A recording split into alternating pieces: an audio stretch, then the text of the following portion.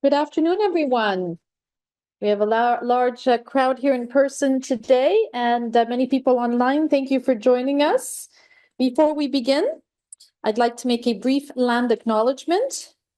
McGill University is on land which has long served as a site of meeting and exchange amongst Indigenous peoples.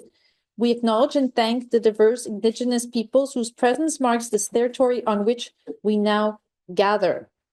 Just a reminder to please enter your questions in the chat at the end of the presentation, and please answer a brief survey that will be sent to you immediately following the rounds. This will let us know that you were present today. And finally, I'd like to thank Dr. Fantis, the Chief of the Division of Endocrinology, for our visiting speaker today, and I will let Dr. Fantis introduce him. Thank you, George. Okay, thanks, Nadia. Well, it's a pleasure this year for this is actually the 41st McGill Novo Nordisk Lectureship. So it goes back quite a ways before we knew anything about obesity, in fact, or GLP-1 or any of these new therapies. So it's a pleasure for me to introduce our speaker today, Professor Sir Steve O'Reilly. And just in passing, I'd like to thank Novo Nordisk for their long-term sponsorship of this lecture and welcome Angel Long and Anna Furci here in person today. And thank Vince Lamano, the president of Novo Nordisk Canada. So briefly, Professor O'Reilly is Professor of Clinical Biochemistry and Medicine, Director of the MRC Metabolic Diseases Unit at the University of Cambridge, and an honorary consultant physician at Addenbrookes Hospital in Cambridge, in the UK. He received his medical degrees at the University of Ireland and trained in clinical medicine in Dublin and London at St. Bartholomew's and Hammersmith Hospital. His specialty in endocrinology and metabolism and research training followed at the University of Oxford and Harvard. Professor O'Reilly has made major contributions to research in the field of diabetes and obesity and added to our understanding of energy metabolism in satiety. His work began with insulin resistance, but he quickly moved to the genetics and functional genomics of obesity and really transformed our knowledge about the molecular mechanisms of metabolic disease, and importantly in human subjects, which has led to new therapies. His work's been published in over 500 articles. He has an H index, of course, in the sky. He consults the governments, research agencies, and industry, as well as mentoring well over 100 students and trainees. These achievements, of course, have been recognized by many awards. I'm not going to read all of them, but even a brief listing is quite impressive. He's a fellow of the Royal Society. He has foreign membership in the American Association of Physicians, a foreign associate of the National Academy of Sciences in the USA. He's won the Rolf Luft Award from the Karolinska Institute, Clinical Investigator Award from the Endocrine Society, the Dale Award from the Society of Endocrinology, the Novo Nordisk Diabetes Prize from the European Society for the Study of Diabetes, the Helmholtz Diabetes Award from Germany, the Banting Medal, which is the highest award of the American Diabetes Association, and the Manpei Suzuki International Prize for Diabetes Research from Japan, and finally the Croonian Medal of the Royal Society. Not that being enough of winning all the diabetes prizes in the world that are possible, he's also been knighted by Queen Elizabeth, so he's Sir Professor Steve O'Reilly.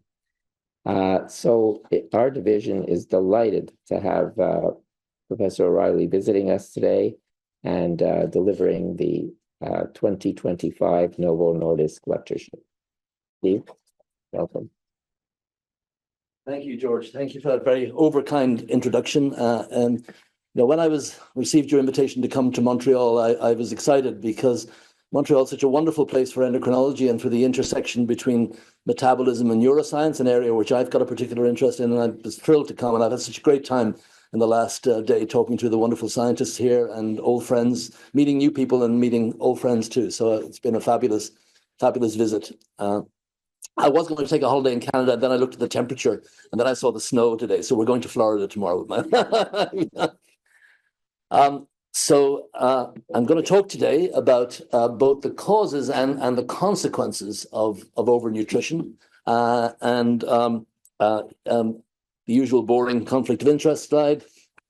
So what are the key questions I'm going to try and address today? The first key questions are what regulates human energy balance and body weight, and how does that go wrong in obesity? But actually, I'm going to spend a little bit more time, perhaps, talking about what regulates human insulin action and insulin sensitivity, and how does that go wrong in states of insulin resistance, including those associated with obesity. And I'm going to try and convince you that human genetics has been a powerful tool in addressing these questions. And in particular, the study of rare humans with extreme phenotypes has been particularly illuminating. So in each of the instances, I'm going to give you some examples, I think, where we've learned a lot, not from huge numbers, but from small numbers of very well phenotyped individuals. So I think it's really important to ask any question. When any of us doing research, we should always ask it from time to time, why are we bothering? So, obesity and diabetes are very strong environmental determinants. So you could be criticized for saying you're just barking up the wrong tree using genetics. Environment determines most of this stuff. So why are we bothering? Well, I guess we always bother in research for two fundamental reasons: that we hope our research might be useful, and we think it might be interesting. And of course, human genetic research can be useful to people. People don't like not knowing what's wrong with them. So even giving a precise diagnosis is very helpful to patients. They prefer to know that. Understanding molecular pathogenesis tells us what's likely to happen to people longer term. It gives you ideas about what's going to happen to them in the future if we know more. We would like to be able to use genetics to predict who's at risk of particular complications of the disease, and predict and try and alter behavior in individuals based on a risk prediction. And of course, our dream is pharmacogenomics. We target our therapies to the precise genetic perturbation in the people. But of course, human genetics can also be very interesting. It can teach us a lot about how we evolved from primitive species to our human beings today. It can teach us how we developed from a fertilized egg to a fully grown human. But I think perhaps sometimes underestimated is the extent to which genetics can teach us about homeostasis of the adult organism, about physiology. And what I mean there is that we can find people who have broken control points in these physiological control pathways. And by studying them in detail, we can really find out about how the organism is put together and how the physiological control. And then that becomes potentially therapeutically tractable. If we understand where those control points are, we can use pharmacology to tweak those controls for human benefit. And therefore, the interesting, if you like, can become the useful. I'm going to first talk about the control of body weight and human obesity. And despite the incredible increase in prevalence of obesity over time, at any one time point, obesity is one of the most heritable phenotypes that we have. It's very strong. It's not as heritable as height, but it's more heritable than IQ, for example. It's a very strongly genetically determined. At any one time point in a population, whether you're on the lower end or the upper end, is to a large extent determined by the genes you inherit, as dramatically illustrated by the fantastic paper and the famous paper by Micki Stunkard, who looked at twins brought up separately in Sweden in the 1950s and then looked at them in their adult life, and essentially showing that the main determinant of what body mass index you were at the age of 30 was the body mass index of the identical twin you never saw, and nothing to do with the family that brought you up. Zero correlation with the BMI of your siblings that you were brought up with. So a really striking example of how genetics is really strongly determining things. So, he had to conclude, and Micki Stunkard was a psychiatrist, and it was kind of uncomfortable for him to conclude that genetic influences on BMI are substantial, whereas the childhood environment has little or no influence.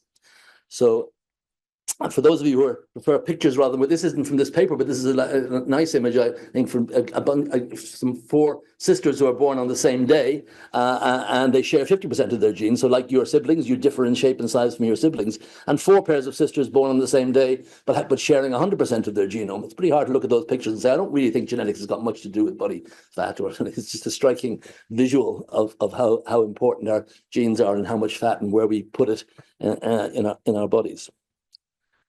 So I'm going to do a very whistle-stop tour of what we've been doing for since more than 25 years now in obesity. And I've been doing it with a number of fellows, these three of whom have stayed with me since their fellowship, and now all PIs and professors in the same institute. So we've all continued to work together over many years. Sadaf Faruqi, Giles Yeo, and Tony Coll. So this is a real team effort over a long period of time in Cambridge. But it started, and this is a medicine grand round, so I will mention it started with a patient that I actually saw in my regular endocrine clinic when she came to me in the early 1990s with reactive hypoglycemia. And puzzled by the severity of this, I investigated it in depth. She had been admitted to hospital for 2 years with severe obesity as a child. She had morbid obesity at the age of 2. And it turned out that her genetic defect was a primary disorder of prohormone conversion, unable to convert proinsulin to insulin, unable to convert POMC to and her disorder was PCSK1. She was the first human being in whom a molecular explanation for her obesity was obtained. Soon after that, we found the first humans who lacked the recently described hormone leptin, and those children were severely obese, always driven to eat food, constantly demanding food, and hugely obese at a very young age. So quickly, having been a lab that didn't really study obesity at all, we had discovered the first 2 genes that actually cause monogenic human obesity. And so we went on to find more such genes. And when we did, we kept finding, at that stage, there was a tremendous ignorance about the genetics of obesity. Most people argue that if there were genes, they'd be sucking fat in, there'd be genes in fat cells, sucking fat into the adipocyte. But what it turned out that these genes were not that. They were all genes affecting either acting on or in the hypothalamus of the brain. They were central nervous system genes. And what Sadaf and I did for a prolonged period was not just find the genes, but take these kids into our clinical research center and measure them phenotypically, measure their food intake, and finding that effectively all these genetic were neurobehavioral disorders. They were not metabolic disorders. They had metabolic consequences, but they were fundamentally a genetic neurobehavioral condition. These people were all eating far more than they needed for their normal health, and they had abnormal satiety and abnormal hunger. And that was the primary driver of their obesity. And what it turned out in work not necessarily led by us, but the whole global community, looking at common genetic variants causing obesity, the same message comes through. The genetic variants that determine who's thin and who's fat are largely in the CNS and mostly enriched in the hypothalamus. And those variations in BMI are driven by central processes, not peripheral ones, in terms of the differences between individuals. Of course, excitingly, when I told you pharmacogenomics is our dream, we did have some examples of where we could turn some of these genetic discoveries into therapies for small subgroups of patients. I'll tell you a little bit about that later. And now, of course, we're in a new era. We're in the era of the GLP-1 agonists. And I do not claim any, human genetics contributed very little to the development of the pharmacology of this physiological agent that at pharmacological levels works as an anti-obesity agent. But I think, to be fair, what the geneticists, including ourselves, said 20 years ago is obesity is a primary disorder of appetite. And if we could find a safe and effective appetite suppressant, then that would be the best way to treat obesity. And that's exactly what GLP-1 and GIP receptor agonists do. They primarily impact appetite. I would argue they solely impact the central control of food intake. They certainly don't increase energy expenditure. And they work by tapping these circuitries of the central nervous system that control appetite. We do continue to make some new discoveries in obesity genetics. One nice example recently, led by John Perry, our population genetics colleague, and Giles was leading more on the functional side in the lab, was some pretty interesting genes. These are bassoon and APP1 are both central nervous system genes. Bassoon is a component of the scaffold underneath the presynaptic membrane, and if you're haploinsufficient for bassoon, you are not obese when you're 10 or 11. In fact, you've got a normal body weight at 10 or 11. But by the time that you're 50, your BMI is enormous. These people are very, very fat indeed. So they become progressively more obese over life, far more obese than MC4R deficient individuals, for example. So really quite severe. These are rare mutations, but they're very clear. This is in UK Biobank, by the way, it's generated from.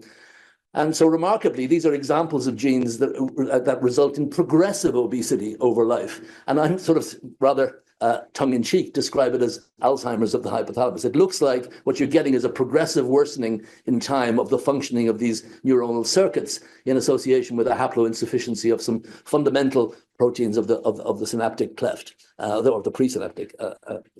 So lots of work still to be done in that, but an intriguing new subset, because most of the other genes we found all presented early in childhood with severe obesity. If you disrupt the circuitry of homeostasis, then you get a obesity in childhood. This does not cause childhood obesity, but later onset obesity.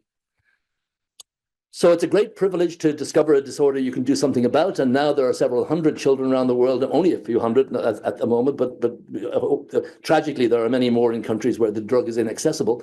But with congenital leptin deficiency, we're able to give leptin back to these children and restore them to completely normal health with the daily injection of leptin. We learned a huge amount about their biology and the biology of leptin action through the study of these in humans, and we also could do some things that are harder to do in mice in terms of the neuroscience studies you can do with my colleague Paul Fletcher in particular, understanding how leptin has profound effects, even in the short term, on the human brain's response to the visual imagery of food. We could show kids pictures of food, show that when they're leptin deficient, their brains light up like a beacon on a picture of food, even broccoli.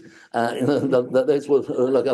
within a few days, before they've lost any body weight, the neural responses to food imagery completely normalizes. So here's this little hormone coming from our boring old fat cell, and it's actually telling higher parts of our brains how they respond to visual imagery of food, a rather remarkable brain-body communication. Human biology and human genetics have also helped us, working alongside our colleagues who work predominantly in the mouse, understanding what the downstream signaling of leptin looks like in the brain. And one of the key players in this are the yin and yang neurons, the POMC and the AGRP neurons, which respond both positively and negatively to leptin signaling and signal through the next order neuron, through the melanocortin 4 receptors to control reduce food intake and to increase energy expenditure. And back in the late 1990s, we described the first humans alongside those of Philippe Fragel and Christian Weiss. We described people who lacked MC4R function, and they seemed quite a bit commoner because particularly heterozygotes had a phenotype, so we could get many more people. And one of the striking things was we could actually take the mutations we found, put them in a test tube, generate how they functioned in EC50 for cyclic AMP generation, and that correlated remarkably with how much food people ate when they sat in front of a test meal. So here was a single molecule in the brain whose precise function was almost a rheostat of how much food you wanted to eat when you sat in front of a single meal. A rather remarkable example of a single molecule controlling a complex physiological process. And we find if you take obese kids, about 5% of them have got a heterozygous mutation in MC4R. But people for years and years asked me, but how common is it really? And we were finally very recently able to answer that question by going to a true birth cohort. We went to a birth cohort, which is every child born in a county in England in the year 1990.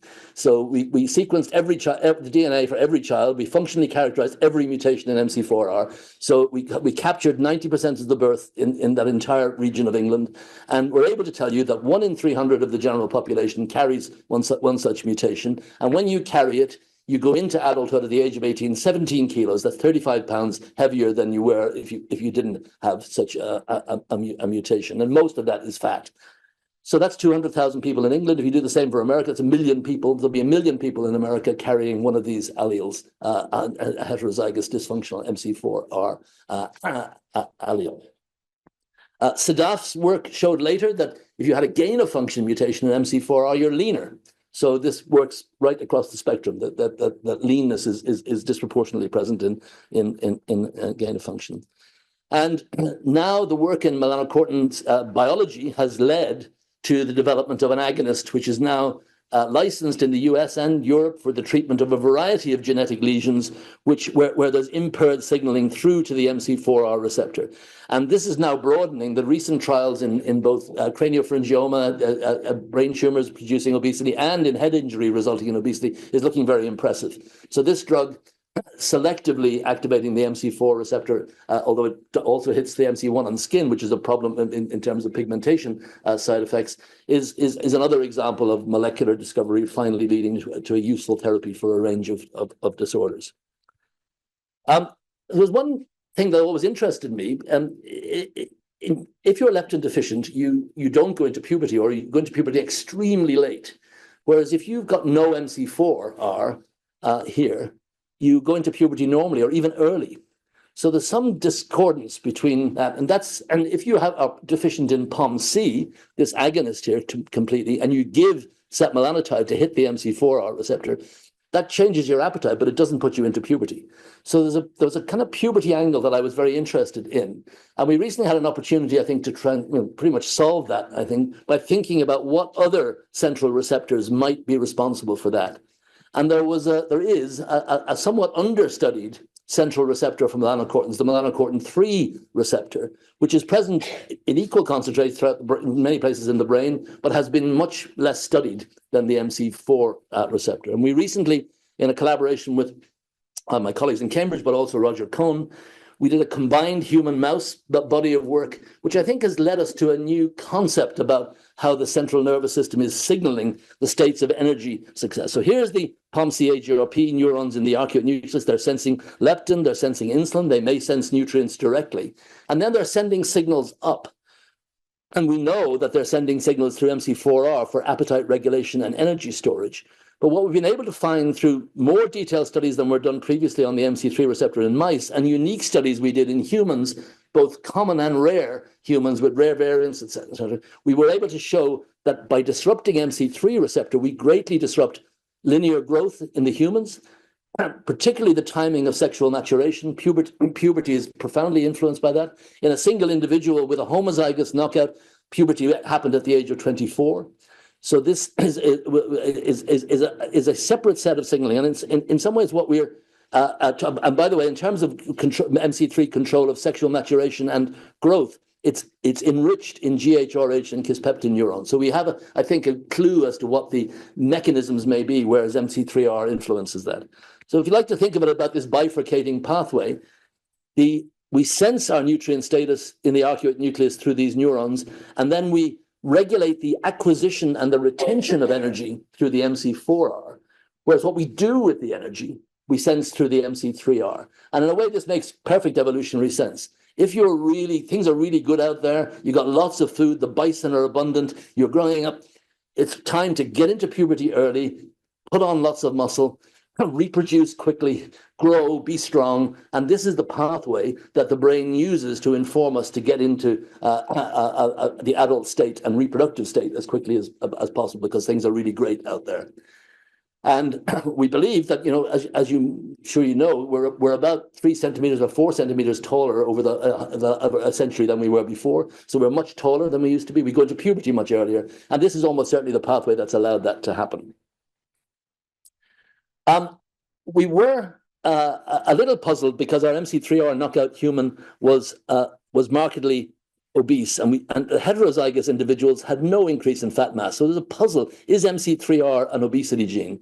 And to answer that, we've actually collaborated with 3 groups that have consanguineous populations around the world, in Pakistan, Bangladesh, and Mexico. And we found all the homozygous mutations in MC3R we could find, and we found 9 individuals who had mutations that were totally dead. And very briefly, what I will say is that essentially only 1 of those 9 people are obese.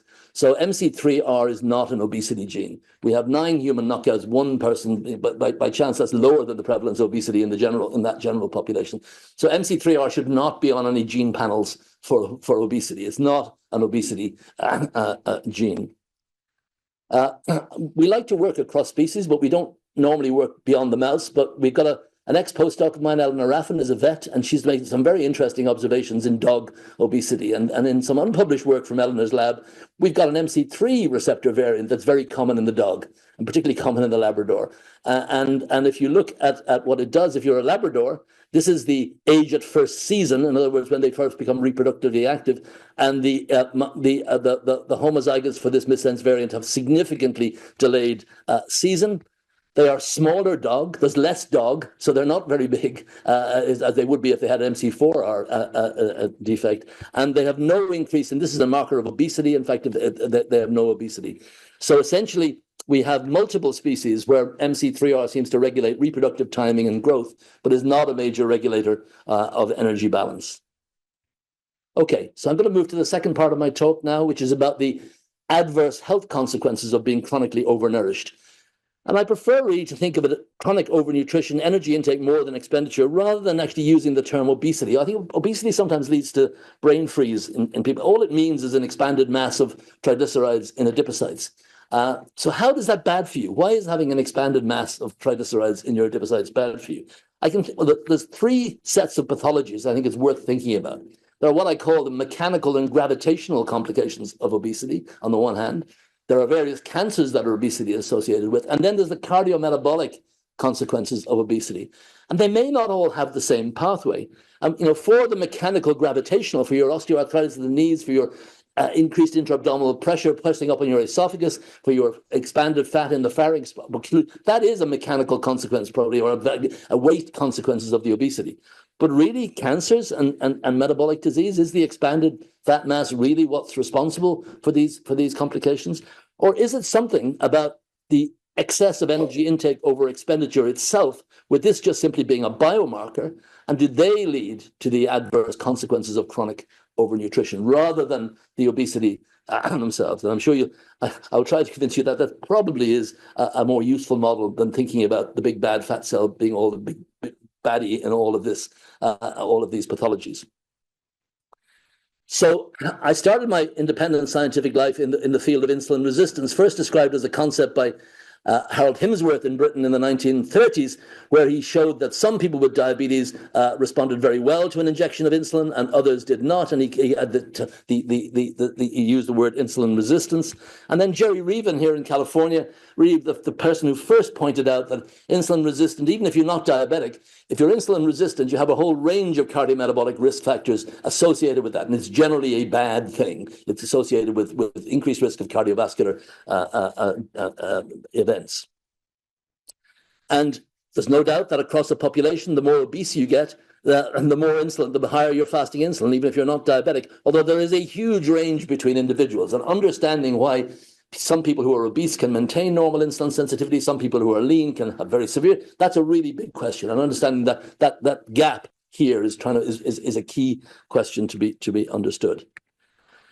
My lab, when I first started back in 1991 independently in Cambridge, focused on rare individuals who had severe insulin resistance. Initially just insulin receptor mutations and structure function work on there, but then gradually finding the first individuals with post-receptor mutations in genes and studying them in some detail. So we had a lot of fun doing that, and some great people, Anna Crook, Rob Semple, and David Savage, who are all now eminent individuals in their own right, were in the early time in the lab. But actually, it was another area of insulin resistance that I think has had more longevity as an interesting area to work on. And these are individuals who are also insulin resistant, but they have a different phenotype. They have lipodystrophy. They either have no fat or an inability to make triglycerides in fat cells, or an impaired ability to make fat cells. And this condition is associated with all the metabolic complications of obesity at an accelerated age. These people are sick, metabolically sick, cardiovascularly sick in their teens and 20s. So lipodystrophy is a very accelerated type of the metabolic syndrome. And my lab and others discovered many of the genes that cause lipodystrophy over a period of many years. But again, a bit like our obesity discoveries, we took these people into the clinical research facility and measured them phenotypically in some detail. And that's, I think, where the interesting stuff started. Because if we took people who had bad insulin signaling, who had primary disorders in insulin signaling, yes, they had high insulin and diabetes risk, but none of these other things that Jerry Reven pointed out were present in these people. They didn't get any of the other metabolic risk factors. In fact, they had low fatty liver and they had high serum adiponectin. But if you look at people with lipodystrophy, they are the ones who have every feature of the metabolic syndrome. So these people really mimic the full range of the metabolic syndrome.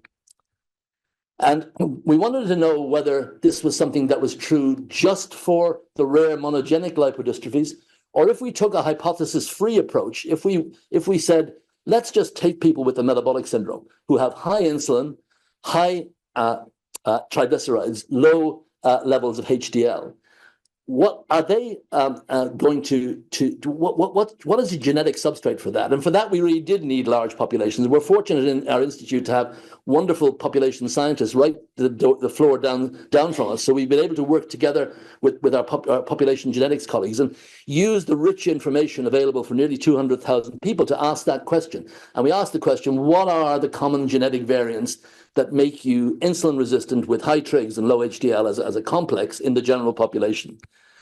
And this back in 2017, but I think it's an important paper and one that I think has stood the test of time. What we found is a range of genes and a range of SNPs, and we asked which tissues are they mostly expressed in.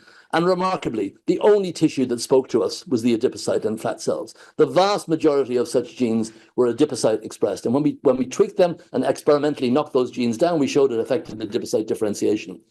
And then when we created a score saying, what's your risk score for developing metabolic syndrome? And then we take that to people who have had their body fat measured by DEXA. A lot of people at the time would have said, well, the really bad stuff is the big visceral fat. That's what we'll find. You find that the risk factors give you loads of visceral fat. And the risk factors do give you a little bit of an excess of visceral fat, a little bit. But what they really give you is inadequate fat on your buttocks and thighs. The risk factor that makes you much more likely to develop, are genes which limit the expansion of fat in the safe adipose areas. A bit like Sherlock Holmes' dog that didn't bark in the night, something that gives much more information when it's not doing something than doing something. So it's that absence of fat in the legs and thighs that is the risk factor. So like monogenic lipodystrophy, very bad for you because you have no fat. The common genetic variants, bad for you because you can't make enough fat. And this has led to the idea that maybe we kind of got it wrong around a lot of the commonly stated pathophysiologies of obesity and its metabolic complications. Because I think if you asked 100 diabetologists even now at a meeting, they say, well, we go to meetings and we're told we know the cause of obesity in metabolic problems. It's meta-inflammation. It's inflammation in fat. It's the big bad fat cell and inflamed fat, and that's doing it. And that's what causes the problem. And that's how we get from sustained positive energy balance to messing up insulin signaling and insulin in liver and muscle. And it's the nasty adipocytokines and all those things. And mice would tell you, if you didn't, all the mouse work suggests, yes, that's right. But unfortunately, human genetics doesn't point to inflammation at all. There's hardly, the signals are extremely flat when it comes to inflammation. And also every pharmaceutical company will tell you they've taken all these adipocytokines into humans, tried to block them, and they have very little impact on obesity-associated insulin sensitivity. So they've kind of gone out of love with this concept. And a far more likely scenario, I believe, is the fact that your fat cell is not your enemy. Your fat cell is your friend. And it's by far the safest place to store excess caloric energy. And it's only when you reach the limits of your safe storage in your adipose depots that you redirect nutrients into the non-professional cells, which handle lipid very badly, the arterial wall, the muscle, the liver, etc. Now, we can debate, and maybe in the discussion we can talk about why lipid is bad for these tissues. It's still a bit of a mystery. There's not time, but that's a really important thing. So that's led me to a model that I use in giving talks to patients and in talks to general public. I call it the soggy bathroom floor model of metabolic disease. And in all the talks I give, this is the thing that people seem to remember. So I generally, you think you go into a cheap hotel and the bathroom and somebody's left the tap on, but it's fine. The bathroom floor is fine because they've left the plug out. And so you reach the steady state. And so the water is the kind of adipose triglycerides stored in the bath. And we've always thought about metabolic disease and obesity-related metabolic disease is that we take in too much energy or we've got a poor outflow and the bath overflows and the floor is a mess. And it's to do with energy intake, too much intake and not enough expenditure. But I think that we've paid insufficient attention. Sorry, it's slowed down again. Insufficient attention to the fact that we don't all have the same size bath. In other words, individuals are born with a variable capacity to safely store fat within their adipose tissue. And it's easy for those with small capacities to be overwhelmed by even modest energy imbalance. And so understanding the determinants of this adipose storage capacity is really important to do. So how can we get from these generalities to specific molecular thoughts? And you can do that by looking at particular examples of monogenic lipodystrophy that we think might be particularly illuminating, or we can do so by in other ways. But one monogenic disorder which I like talking about, because it's very precise and very specific, are individuals with particular type of mutation in a gene called perilipin-1. Perilipin-1 sits on the surface of the fat droplet, and that's the only place it lives. It's very unstable in the cytosol, so it literally sits on the top, and it's only expressed in white adipocytes. There's nowhere else expressed in the body. If you have a heterozygous mutation disrupting the C-terminus of perilipin-1, so it's expressed, but then it has a messed up C-terminus, and you can see that the wild type and the messed up form are present in fat biopsies, you will inevitably develop lipodystrophy and all the complications of lipodystrophy. Every person with these, it's a purely dominantly inherited, it's highly penetrant, and it causes the problem in all of these people. So messing up your fat cell triglyceride. Now, how does that work? And we believe it works in the following way, and we have good molecular evidence for this. And this is work led by my colleague David Savage, and my long-term collaborator, and a wonderful postdoc, Sheetal Gandhotra, who's now got her own lab in India. So if you're in the healthy state, perilipin just sits on the fat droplet and binds its partner molecule CGI58. And not much happens because you're really busy synthesizing triglyceride. But in the fasted state, what happens is the number of phosphorylation events occur in the adipocyte in the fasted state, and a couple of them are critical. One is a phosphorylation of the C-terminus of perilipin-1, which kicks off CGI58, and it then pulls the first initiator lipase onto the droplet and starts breaking down the triglyceride, which initiates the catalytic, which delivers free fatty acids to you. And this is essential for your health. Your heart overnight needs free fatty acids to keep beating. And the free fatty acids are coming from your adipocyte, and this is a crucial part of normal physiology and normal life. But what's happening with these people with the C-terminal mutation? The people with C-terminal mutation have an imbalance between functional perilipin-1 and CGI58, so that throughout the day, CGI58 is pulling ATGL onto the surface of the and constantly delivering free fatty acid. And that alone, that single molecular event alone, is enough to give these people heart attacks, strokes, atherosclerosis, fatty liver disease, everything that we think of as the metabolic syndrome, solely due to a disruption of the lipolytic processes on the surface of the adipocyte. I can think of no single molecule that anywhere where that example is true. So it really tells you how centrally important your adipocyte control of lipolysis is in the control of all of this burden. So as well as studying rare monogenic disorders, we now have the beauty of sequence data in very large-scale populations. So here, for example, is UK Biobank data, and this is sequencing data of mutations in proteins that disrupt their function that are associated with changes in fat distribution. And many of them are adipocyte genes, ALK7 or AC, PDE3B, PLIN1, and PLIN4, etc. And just one example, here's a loss of function, here's a mutation, a point mutation in the receptor ALK7, which is highly expressed in adipocytes. And what we can do is we can take the mutation and study it functionally. And you can see that this mutation, which is associated with protection from type 2 diabetes and protection from insulin resistance, is in fact a loss of function mutation in terms of its ability to stimulate transcription from a STAT reporter and in terms of its phosphostat activity. So a common variant in this receptor protects you against the metabolic syndrome. So you won't be surprised that people are now pharmacologically trying to target ALK7 as a therapeutic in therapeutic trials for insulin resistance. And so I'm going to now show you a new type of lipodystrophy, and one that's unpublished data, and one that I think is I hope you'll find interesting. We thought that we might have found all the autosomal recessive lipodystrophy so far. We were wrong. Janislava was a research fellow who visited my lab from Germany, and I asked her whether she'd seen any interesting patients recently in Düsseldorf when she worked with Michael Roden. She said we had one family where there were two girls, Turkish family, first cousin parents. They had lipodystrophy, and we did their sequencing, and they didn't have any of the lipodystrophy genes. Oh, that's interesting. So can we see their data? And we got permission, ethics permission, to see their exome sequencing data. So by the way, they had high triglycerides, high fasting insulin, low amounts of subcutaneous fat. You can see the reduced subcutaneous, but plenty of visceral fat and increased liver fat. So they were partial. They weren't wholly lipodystrophic. They had some fat and plenty of visceral fat, but they had lots impaired subcutaneous fat. We then got Brian, who looked at for any homozygous knockout mutations, and Brian found 5 mutations, 5 genes in which homozygous rare mutations were found. For various reasons, the others seemed unlikely as a cause, but my eye was taken by this gene LAMA4. Why was that? Well, firstly, it's a gene that is pretty highly expressed in adipose tissue. It's expressed other places too, but it's pretty enriched in adipose tissue. And it's been knocked out by 2 groups in the past. Although they don't mention lipodystrophy, they mention decreased capacity for adipose expansion and weight gain. You can see here the normal epididymal fat pad in a mouse, and here's the LAMA4 knockout mouse. So there was certainly attention being drawn to the adipose tissue in this mouse.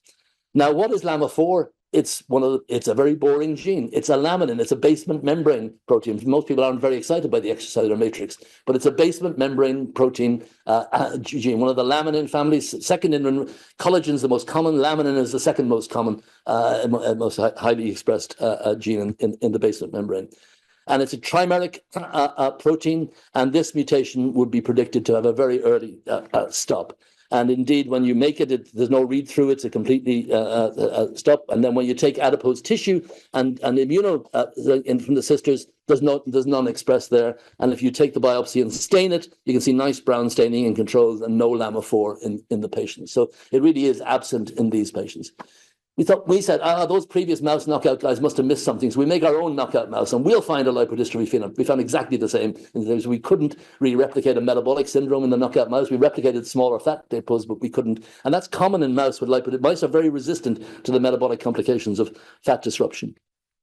So we were a bit stuck. One patient, one family, but we got contacted from Brazil, from Larissa Atahide, a geneticist in Brazil, where she had found 2 other patients with different mutations against different genetic backgrounds, again consanguineous, very similar pattern of lipodystrophy, and 2 different patients, all again with the metabolic syndrome and lipodystrophy with truncated mutations. So we had 4 independent individuals, 3 families, 4 individuals, much more confident that this is a real cause of lipodystrophy. So brilliant chemical research fellow in the lab, Sam Lockhart, who's now in Belfast running his own lab. Sam, we put our heads together and said, we wonder whether extracellular matrix is more important than people thought. So Sam looked at UK Biobank data for all of the genes that are expressed in the extracellular matrix, and then looked at ones that are significantly expressed in adipose tissue and those with low adipose expression. And then looked at waist-hip ratio as a surrogate in the UK, because there are 500,000 measurements, so you can very, very large numbers of individuals. And we found none, when the genes aren't expressed in adipose tissue, it has no impact on waist-hip ratio. 5 genes where you have heterozygous loss-of-function mutations that affect significantly, at genome-wide levels of significance, affect waist-hip ratio in the general population. 3 collagens, a matrix metalloproteinase, and HSPG2, which is perlecan, which directly binds laminin and links it to the cell surface receptors. All of those genes, if you have a premature truncation mutation in one allele, this significantly alters your waist-hip ratio. And again, these are very small numbers of people, so these significant levels are not very high. But for anyone who's involved in human genetics will understand that we looked at variables like type 2 diabetes, triglycerides, SHBG, all the metabolic syndrome associated variables, and they all go in the right direction. In other words, the individuals with a high waist-hip ratio have higher diabetes risk, higher triglycerides, lower HDL. So it's not just an anatomical change; they have all the tendencies towards an adverse fat deposition. And then Sam did another bioinformatic analysis where he took all the common SNPs in the genome associated with waist-hip ratio. And this is every variant and every published, and then clustered them into how they were classified ontologically. And rather remarkably, these are p-values down here, and these are the rankings for gene types that associate with waist-hip ratio. The 1st, 3rd, and 9th gene cluster family are ECM organization, all related to extracellular matrix. So it looks like the commonest cause of differences between humans in their waist-hip ratio are variation in genes that are associated with the extracellular matrix. So we have rare loss-of-function mutations in LAMA4 causing a recessive syndrome, rare and common genetic variants contributing significantly to altered fat distribution. of course, adipose tissue, how is this? Our mass and volume of adipose tissue is remarkably plastic. It's a bit like the snake gut. A snake eats a python eats a pig, and its gut increases in cell mass about 20-fold. Our adipose tissue is about the only tissue that we can have 2 orders of magnitude of change of weight over time. So this does require a highly dynamic extracellular matrix capable of protecting the fragile lipid-laden adipocyte. So I would suggest that adipose tissue maintenance appears very vulnerable to even subtle deficiencies in our extracellular matrix. And a bit like osteogenesis imperfecta being a disorder of bone associated with a primary abnormality in the bone extracellular matrix, perhaps we could call this adipogenesis imperfecta as a subclass of human metabolic disorders, or adipose matrix. Even brittle fat, we call osteogenesis imperfecta brittle bone disease. Maybe there's a brittle fat disease. So you heard it here first. So in summary, in contrast to obesity, many of the genetically determined of waist-hip ratio and metabolic syndrome are in or near genes highly expressed in adipocytes. This emphasizes how safe adipocyte storage is key to the maintenance of metabolic health. And rare variant genetics are now highlighting specific adipocyte-expressed molecules that could be targeted to improve fat distribution, insulin sensitivity, and cardiometabolic risk. And I realize that I've probably gone over time to be that, so I will skip the last part of my talk and get on to the fine, because I had one more story to tell you, but I can talk to you about it now. One more story for about 5 minutes. Are you sure? Okay. Well, very briefly, not all forms of insulin resistance are the same. There's insulin acts in the fasting state and does different things than what different insulin does in the postprandial state. And yet when we talk about insulin resistance, we tend to talk about it as if it's the same thing. And actually, fundamentally, they work in totally different ways. In the fasting state, insulin acts directly through post-translational and transcriptional events, whereas in the muscle, in the fat, insulin acts very rapidly by translocating glucose transporters from the cell surface. So why would we think that the same mechanisms were responsible for insulin resistance in the fasting versus the postprandial state? It'd be pretty dumb to think that that would be the case. But of course, we do actually know that we can have selective impairment of postprandial insulin action. And again, we go back to rare humans. And way back in 2009, Satya Das, as a PhD student in the lab with me and David, found a human family where a mutation in a gene called TBC1D4 or AS160, which is a RAB gap that controls RAB and the translocation of GLUT4 vesicles, was mutated in this family. And the characteristic of those family members was illustrated here in red. Here's normal insulin after a meal in normal controls. In people with insulin receptor mutations, you have a very high fasting insulin and very high postprandial. This is a log scale, very high postprandial insulin. In these carriers in this family, they had totally normal fasting insulin, absolutely normal, and then massive postprandial hyperinsulinemia. And the reason they did that is because they were unable to translocate GLUT4 into their skeletal muscles after a meal.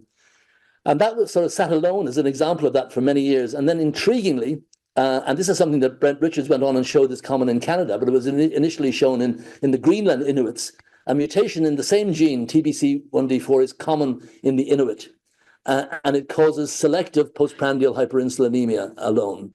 And so these individuals have massive levels of insulin post-meal, but totally normal fasting. In fact, you could actually argue sometimes subnormal fasting insulin. An intriguing group. There's lots to be learned from that. And for people who think that postprandial hyperinsulinemia is really bad for you, this should be really bad for you. It's not associated with any increase in obesity or any increase in atherosclerosis. So it's an intriguing genetic experiment of nature that I think is testing the insulin hypothesis quite nicely. So what do? We thought there must be more than TBC1D4. So we worked with Claudia Langenberg and Karen Molka and the MAGIC Consortium. And what do? Because it's very hard to do clamps at scale. It's not really feasible to do clamps. And the GWASs on insulin resistance have largely focused on fasting insulin. So we did focus on two things: the fold change, how much your insulin goes up after a meal, and an orthogonal way of looking at postprandial insulin. And essentially, to cut a long story short, we found 11 loci, 9 novel loci associated with postprandial but not fasting insulin resistance. Satisfyingly, one of them was GLUT4 itself. No one had found any genetic variation in GLUT4, the transporter, associated with it. We found that actually GLUT4 variance was associated with a fold change and 2-hour glucose, no change in fasting insulin, fasting glucose, etc. So selectively involved in postprandial insulin, and indeed did increase your risk of type 2 diabetes.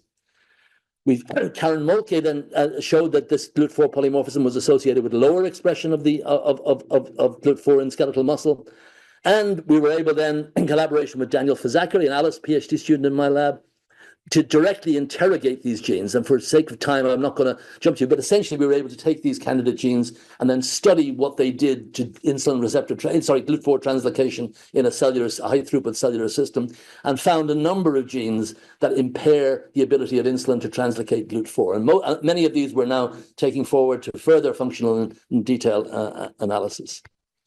So through focusing on insulin action after a glucose load, we found the first genetic variant in GLUT4 with an expected phenotype, a series of genes with an unexpected role in GLUT4 trafficking. We could target these in future, and we're looking at gene-environment interaction. If you have these, do you do worse if you exercise? Because exercise should improve your skeletal muscle. If you've got something impairing GLUT4 translocation, will exercise be useless in those individuals? And we're interrogating those at the moment with Nick Wareham.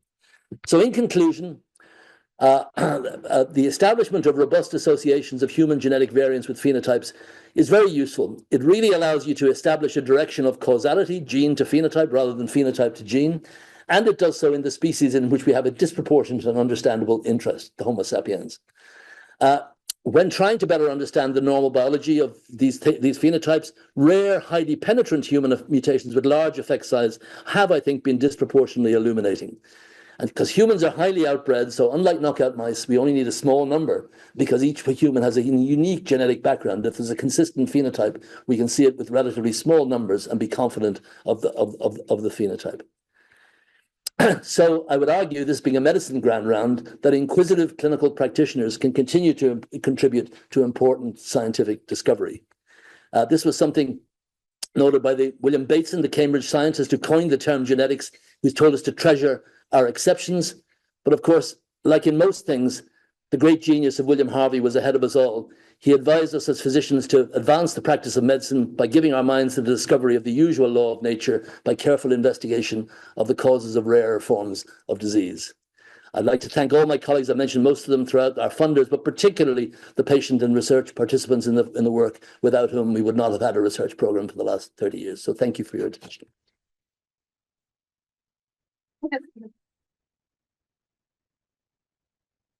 That was terrific. So we'll thank Dr. Riley and open the floor for questions. Any questions from the audience here? Yes.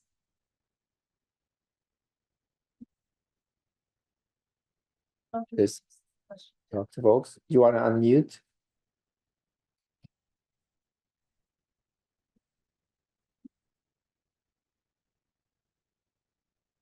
Here we have we can read this. Yeah, I mean, Dr. Volks asked, have humans been more? So there are certain phenotypes in which the first discoveries were found in humans. Hypertension by Rick Lifton being one. Some of the things that Helen Hobbs has done. I think in obesity, one wouldn't claim that. Leptin was discovered in mice first, and then very shortly afterwards in humans. PCSK1 was an original human discovery, so that came before. But I think the beauty of mouse when it comes to obesity is the mouse really and the human really do phenocopy each other very nicely. So that, I mean, I would not like to say that this was not a lecture where I disrespect murine genetics. There's no doubt that led our field. In other contexts, though, and mouse lipodystrophy is much more confusing, and I think it's very hard. I think we are learning things about those phenotypes which are difficult to replicate in mice. How? Let me ask a quick question. Your lipodystrophy, all these genes that are quite a number of them now, how common do you think it is in the population? First of all, and we miss it. I think we miss it quite a bit. We miss it in males almost always, because a lot of lean males look like lean. A lot of males have low amounts of subcutaneous fat anyway. So I think it's a grossly underdiagnosed condition. Obviously, total lipodystrophy is very spottable and very easy to spot, but more subtle variations and I think the more we dig deep, the more we'll find that they're commoner and commoner. I mean, I just showed you about how frequent these variants and missense and loss of protein truncating variants in these collagen genes are. They're not uncommon, and they're sitting there in the general population. So I think if we took the clothes off all our patients and looked at the fat distribution, we would see quite a lot who have relative paucity of safe subcutaneous fat. And corollary is you showed, well, the obvious thing is fatty acids, as you said, are always released. So do you think the fatty acids, excess fatty acids, is really a crucial part of the pathophysiology of the hypertriglyceridemia and so on? In perilipin 1, and there's two conditions, perilipin 1 deficiency and side C, where we have direct evidence that that is the case. In the others, we don't have direct evidence. And I think that the mechanisms will be different. In other words, in some cases, you will have a difficulty in taking up dietary lipid into fat, and therefore you'll have some cleavage of the triglyceride on the surface in extravascular within the vasculature. So they won't necessarily come from the adipocytes themselves. But ultimately, I do think that the most, I would favor the hypothesis that it's the inability of storing fatty acids in adipocytes, whether they are derived from excessive lipolysis in the adipocyte or just simply not taken up into fat, and then delivering them to the non-professional tissues. That is the most likely cause of the problems. So would you go back to very low-fat diets for those people versus these keto diets? Yes. I too early to say. Questions in the chat. Okay, let's look at some of these. There's Brent. Where are we? Patricia Tonin first. Are there any unusual phenotypes, combination of obesity alleles? I mean, that's a slightly complex question. I'm not entirely sure. I mean, the defects in the leptin melanocortin pathway tend to be dominated by obesity, but obviously there are many syndromic forms, all the Bardet-Biedl syndromes, all the things. I mean, they cause both obesity and widespread. When you may be referring to the bassoon and the ABP1. I mean, they are generically CNS expressed genes. It would be surprising if they weren't affecting other phenotypes. We would love to take those people back and measure their higher cognitive functions and others stuff, but we haven't been able to do that yet.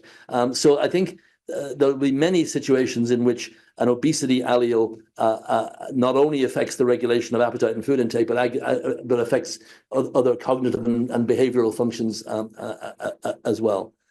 And then, can you comment on the lack of general relationship between lipodystrophy and autoimmunity? What does each teach us? So, you say that, and that's. Brent, thank you. I mean, if you want to come on and say,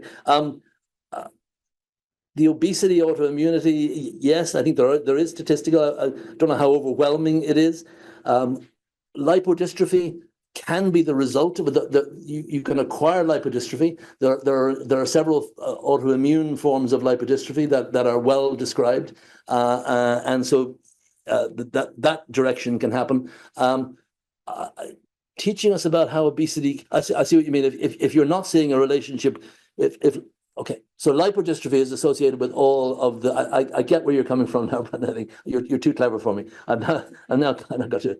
So lipodystrophy phenocopies obesity when it comes to many of the cardiometabolic phenotypes, but it does not necessarily phenocopy the autoimmune associations with obesity. That presupposes that I believe that the associations of obesity with those autoimmune phenotypes is very strong, and I'm not as, Brent, you probably know more than I do about that, but I'm not entirely convinced of that. So I think it would be a great, we could debate this later when we meet, and yeah. Okay. Can you comment on the fact that genes causing rare monogenic disease are not commonly found as causal in common diseases? I again would say, is that true? Because you know, if the more we find rare heterozygous loss of function mutations in known syndromic genes, and then can interrogate phenotypes in more detail, because we have more sequencing data, we are seeing intermediate phenotypes in heterozygous loss of function mutations in diseases that we thought were classically recessive. So I think that they quantitatively are probably overwhelmed by the impact of common SNPs, But if you find the rare variants, you do see that they're actually impinging on the phenotype. It's just been very difficult to detect them because their effects are relatively subtle. So I think it's more a question of how we've gone about looking at those genes and their impact on commoner phenotypes, rather than a truth about their lack of impact on those common phenotypes. We have about a minute left. Questions? We have a thank you. Okay. Any sarcopenia? There's a couple of questions in the audience. Yeah. Okay. So there's this common practice, in particular in the U.S., of freezing fat cells, med spa therapy. So I don't know if this happens in the UK. No, we're less crazy. So let me repeat the question for the Zoom people. Question was about freezing fat cells. Yeah, as a way to lose weight. To lose weight. Yeah, I would say that the worst possible way of treating obesity is to cause a form of lipodystrophy. It's extremely dangerous. There's thousands of people in the U.S. that have had that happen. It would seem like it would be a great place to test. Yeah. Although the sheer amount of that they would be able to lose would be probably pretty modest. So in terms of its overall impact on, I mean, there's good experimental evidence in rodents that if you do surgically excise large volumes of an obese rodent's adipose tissue, you make their metabolic syndrome worse. So we know that from experimental events in rodents. Yeah. One last question, Simon. South Asians have a higher prevalence of insulin resistance, high weight differential. So I'm just curious, how much deep and broad BMAC? We really need to do much more in the South. There's not enough. I mean, I think we really need to know what the prevalence of those alleles and the ones we've just shown in South Asians. There's been a bit of a limitation in access to South Asian data in terms of participation in these big. There's more being done now, more being done in that. But that is a group where there's no doubt. I mean, in terms of the common variants, if you take the common variants in adipocyte gene, the lipodystrophy genes, they do seem to be commoner in South Asians in the UK. So they're enriched in those common variants that we would call lipodystrophy-like genes. They are more common in the South Asian population. Okay, well, thank you very much for taking us through a fantastic tour of obesity and genetic causes. And wish everybody a good afternoon. Thanks for coming.